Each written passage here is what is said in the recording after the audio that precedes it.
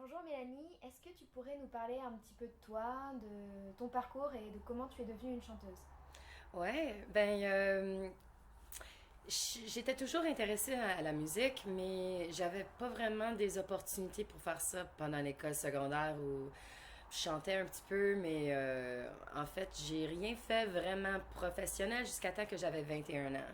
Puis je suis allée en Australie, c'est là que j'ai appris à jouer la guitare. Et puis, je connaissais personne, alors c'était un bon moment pour me sortir de moi-même puis de chanter devant les autres. Puis c'était comme un peu fake it till you make it. Je savais pas quoi faire, mais je le faisais quand même parce que ça se sentait bien. Et puis, ouais, j'ai tout de suite commencé à écrire de la musique bilingue avec les deux langues dans la même chanson. On allait au petit jam nights, au open mics en Australie. Et puis, ouais, c'est devenu toute une carrière. Mais j'ai su quand j'ai appris à jouer la guitare, puis quand je chantais devant les autres, même quand c'était comme tout déconnecté, c'était quand même, il y avait quelque chose dedans. Il y avait un sentiment dedans qui me faisait faire complète, genre. Ouais. Et est-ce que tu pourrais nous décrire ta journée typique, une de tes journées, ta Ouais. journée banale? Mais c'est drôle parce qu'il n'y a pas vraiment une journée typique. Euh, Ça me fait penser à quand j'étais à l'école secondaire, j'avais comme un meeting avec un guidance counselor. Excuse-moi. Et puis, il m'avait dit qu'est-ce qui t'intéresse? Qu'est-ce que tu te vois à faire quand tu es plus grande? Puis j'ai dit, je sais pas, mais je veux faire quelque chose de différent chaque jour. Puis je veux pas savoir qu'est-ce que c'est jusqu'à temps que je me rends au boulot. Puis il était comme, ben, c'est impossible. J'étais comme, non. C'est ça que je veux. Je veux faire quelque chose de différent chaque jour. Puis c'est vraiment ça ma carrière maintenant parce que je me lève dans le matin, peut-être je me lève dans l'après-midi, ça dépend où est-ce que je suis, puis qu'est-ce que j'ai fait le soir avant. Si j'ai un show jusqu'à 2 heures du matin, ça se peut que je dors jusqu'à midi, tu sais. Euh, Normalement, je me fais un petit café ou je vais au café en bas de la rue, puis je travaille. J'ouvre mon ordi, puis des fois, il y a comme des dates limites de subventions. Il y a des courriels à répondre. Il faut vraiment... ben, maintenant, chaque jour, je parle à mon agent, José, pour voir qu'est-ce qui se passe. On fait un petit check-in pour voir où est-ce qu'on est, puis faire des plans. Euh, Ça se peut que je fais de la promotion sur Facebook pour mes shows et sur Twitter et des gens comme ça. Peut-être je fais comme un peu de graphisme, alors peut-être il faut faire ça pour un show, pour un poster, pour une affiche. Je vais le faire imprimer, je m'en vais l'apporter au venue. Il y a plein d'affaires. Aussi, je fais des consultations avec des artistes émergents aussi pour voir quelles subventions dont ils ont le droit. Et c'est presque un genre de life coach pour voir qu'est-ce que tu veux faire avec ta carrière et puis comment on peut s'y mettre et puis comment je peux aider. Alors, il y a beaucoup à faire, ouais. Une journée typique, c'est pas une journée C'est pas une typique. journée typique. Ouais. Et quand tu crées tes chansons, est-ce qu'il y a un processus? Est-ce que tu commences d'abord par la musique, d'abord par les paroles? Comment ça se passe un peu? Euh, ben, c'est différent chaque fois, mais souvent, c'est une mélodie sur la guitare. Et puis après, c'est les paroles. Mais des fois, si je rentre de quelque part et quand je marche, souvent, j'ai des idées dans ma tête ou quand je conduis, qui est pas vraiment une bonne idée de enregistrer quelque chose pendant que tu conduis, mais souvent, je me chante pendant que je conduis. Alors, quand je suis dans une situation comme ça, c'est les paroles et la mélodie de les paroles qui viennent en premier. Et puis après, je trouve quelque chose de musical avec la guitare. Avec cet album que je sors au mois de mars, j'ai fait beaucoup de collaborations. Alors, Annick Granger, c'est une que je travaille beaucoup avec, qui est une grande amie. Et puis, on travaille vraiment vite ensemble. J'ai normalement une idée pour la chanson. J'ai un peu de la mélodie sur la guitare. Et c'est comme un casse-tête, puis elle a rempli les trous. Et puis on travaille comme ça ensemble. Alors c'est différent avec tout le monde. Des autres collaborations, des fois ça commence avec des paroles ou des fois ça commence avec un poème. Il y a des chansons que j'ai écrites qui ont commencé avec des poèmes que j'ai écrits pendant que j'étais à Paris l'année passée. Alors, ouais. Justement, est-ce qu'on peut te parler un petit peu de ton voyage à Paris de l'année dernière? Ouais, c'était super. C'est grâce au Conseil des arts de l'Ontario. Et ouais, c'était pour aller, pour pas créer de la musique, qui est quand même bizarre, mais c'est pour t'inspirer et rafraîchir un peu, tu sais, pour rafraîchir, excuse-moi. Alors, je suis allée pour 2 mois. J'ai écrit des poèmes dans des musées, dans des parcs. Je me suis vraiment inspirée avec l'histoire de Paris et le cabaret. Et j'ai rencontré des musiciens grâce aux autres musiciens qui étaient ici au Canada qui ont écrit un petit message sur Facebook ou quelque chose.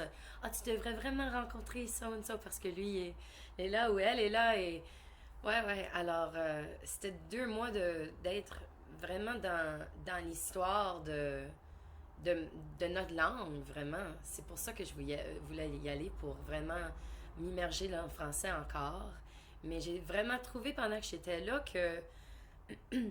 Parce que c'était ma première fois en Europe. J'étais en Australie pour 7 ans. Je suis allée au Japon, je suis allée en Chine, mais jamais en Europe. Alors, je pense que quand je suis revenue, j'ai vraiment pensé à qu'est-ce que ça m'a fait à aller à Paris. Puis c'était bizarre parce que je faisais toutes mes affaires pendant la journée. On allait, ben, j'allais tout seul au musée, au parc et m'inspirer, genre. Quand je rentrais à la maison, je voulais vraiment écouter la musique francophone canadienne. Puis j'ai commencé à écouter les Hey Babies. Puis je me suis vraiment immergée avec Lisa Leblanc. Et puis c'est drôle parce que je rentrais chez moi, puis j'écoutais la musique acadienne.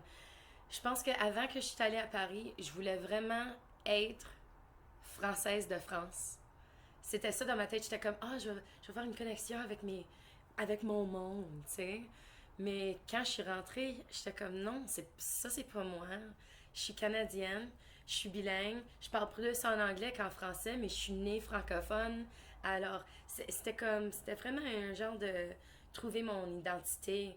Je pensais pas que ça allait être comme si deep que ça, là, mais c'est ça qui est arrivé. Puis je pense que les connexions que j'ai faites avec la musique, surtout acadienne, c'est parce que il y a l'affaire bilingue dedans aussi.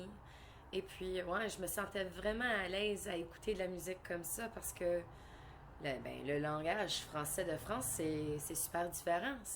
C'est pas le langage canadien. On a la même... ça vient de la même place, genre, mais il y a des années puis des années qui sont passées, quoi.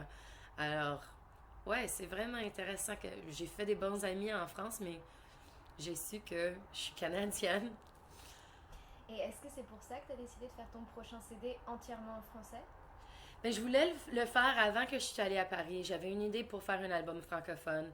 C'est surtout pour m'immerger dans le français encore, parce que je trouvais être à Toronto, c'est quand même difficile de parler en français chaque jour. C'est pas bizarre que je parle en français une fois par semaine, mais c'est pas assez pour me garder dans l'idée puis mon cerveau francophone, tu sais. Alors, ouais, c'est quand même une connexion avec mon père qui est décédé aussi. Et puis, je voulais vraiment incorporer ce côté-là, puis vraiment comme m'immerger dans ma culture, puis qu'est-ce que ça veut dire d'être francophone, puis je voulais vraiment pas le perdre. Alors, je pensais que tout de suite, c'est le temps de le faire. Si c'est une idée pour moi, il faut pas attendre. C'est comme ça que je travaille quand même. Si j'ai une idée, je le fais tout de suite. Alors, ouais, c'est un bon temps pour faire un album, mais vraiment m'immerger dans tout ce qui est francophone canadien. Donc si tu étais un animal, qu'est-ce que tu serais? Un éléphant. Pourquoi? Euh... Ah, ben, un éléphant ou un chat, je pense que dans une vie passée, j'étais un chat parce que j'adore les fruits de mer froids puis crus. C'est quand même bizarre, mais non, j'adore les éléphants parce qu'ils sont majestueux, mais quand même calmes. Mais quand ils se fâchent, je suis taureau, hein? Alors, c'est vraiment comme ça que...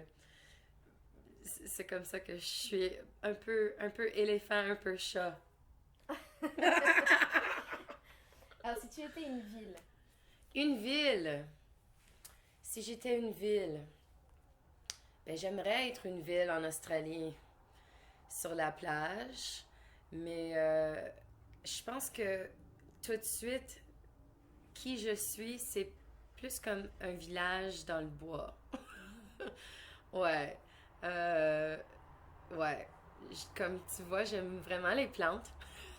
Puis, ouais, j'aime vraiment la nature et ouais, je suis comme une type de personne que je suis vraiment comme euh, je suis vraiment outgoing, je suis I'm loud, tu sais, mais quand je suis réservée, j'aime vraiment prendre du temps pour moi-même et tout seul et je pense que tout de suite avoir vécu dans la ville pour 3 ans là, je suis un village dans un bois. si tu étais une chanson, Si j'étais une chanson, ça serait Piaf, je ne regrette rien. Certainement. très bonne chanson. Si tu étais un ou une musicienne, Si j'étais une musicienne. Mais je suis une musicienne. mis à part toi, bien sûr, mis à part toi. Euh, euh, Henri Salvador. Le connais-tu? Ok. J'adore Henri Salvador. Il est décédé certainement, mais il était comme vieux, mais plein de vie, plein de joie.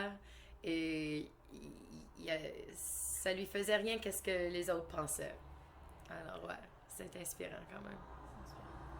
Dernière question, si tu étais un monument, Ah, c'est une bonne question. Il y a un monument que j'adore ici à Toronto, c'est le monument de Jack Layton. Et puis c'est comme un genre de une statue de lui sur un bicycle, tandem. Est-ce qu'on dit ça en français? Ouais. Alors il y a un siège, je sais pas si c'est en avant ou en arrière, mais tu peux t'asseoir sur le monument avec lui. Et puis quelqu'un qui vit sur l'île de Toronto m'a dit que l'année passée, il y avait quelqu'un qui vivait sur l'île, que chaque fois qu'il revenait comme sur la ville de Toronto, on voit le monument là, puis il y avait quelqu'un qui avait apporté un chapeau puis un foulard chaque jour pour faire sûr que s'il y a quelqu'un qui a besoin d'un chapeau puis un foulard, il y en a toujours un là. Alors, à checker chaque jour pour voir s'il y a... Ah, OK, le chapeau il est plus là, il faut apporter un autre chapeau. Alors, ouais, je pense que c'est un beau monument pour rapprocher le monde pour beaucoup de raisons. d'accord. Donc Mélanie, tu seras le 15 novembre à Hamilton. Ouais! Est-ce que tu peux nous parler du spectacle que tu comptes nous donner? Ben, je vais faire ça en duo avec un guitariste. Ouais, je suis hyper contente de faire première partie pour les Sols Blancs. C'est une bonne fille, je la connais un petit peu. On a le même cercle d'amis de filles francophones ontariennes. Alors, elle m'inspire beaucoup. Alors, c'est certain que on va jouer sur nos inspirations et puis peut-être une collaboration. On va voir. Super, merci beaucoup. Merci.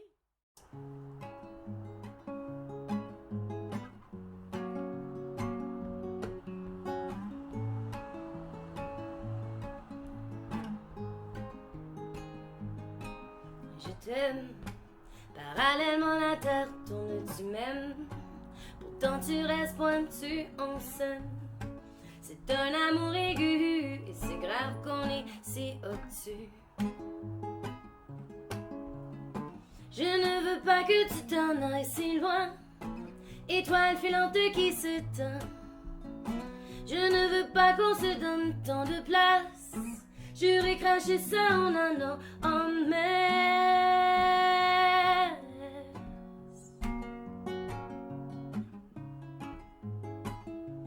bum, bim, bum, bum, bum.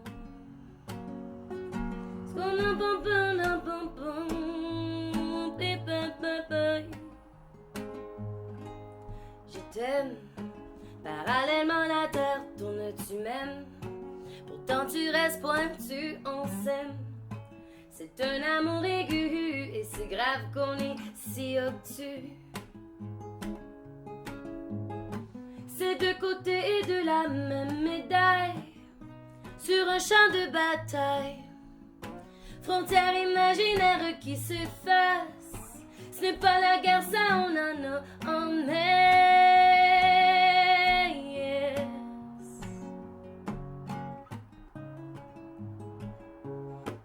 Je t'aime, parallèlement la terre tourne, tu m'aimes. Pourtant tu restes pointu, on s'aime. C'est un amour aigu et c'est grave qu'on est ici, c'est grave qu'on est ici, c'est grave qu'on est ici. Obtus.